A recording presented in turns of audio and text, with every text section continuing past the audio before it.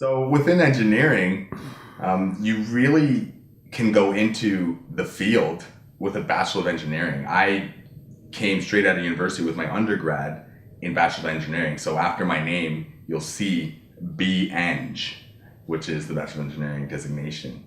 Beyond that, in the engineering profession, you really work under a professional engineer and move up in the ranks based on your experience and your work within the specific profession. So you don't need to get your master's, you don't need to get a doctorate degree.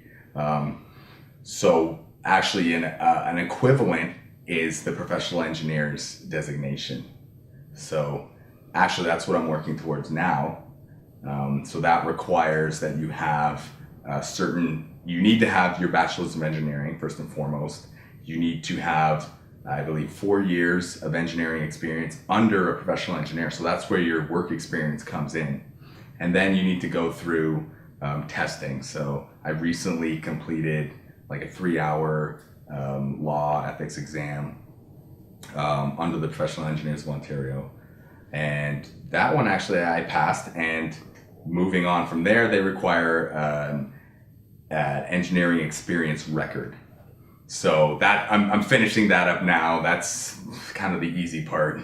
So that's actually my next level, and that's kind of ends up being the top level in engineering. You get on the engineering list.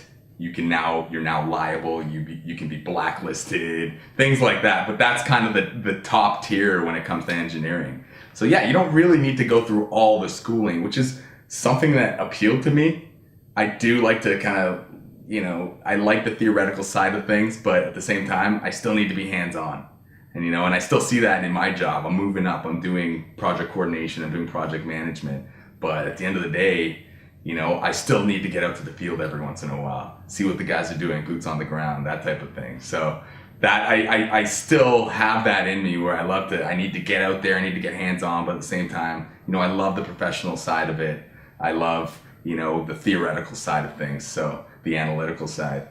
Yeah, so that's kind of how that works, and that's kind of what I'm pushing towards at this point is getting that PEng designation, getting my stamp and signature, and I think I can kind of sit back for a little bit and say, okay, I think I finally got to where I've been aiming towards, yeah.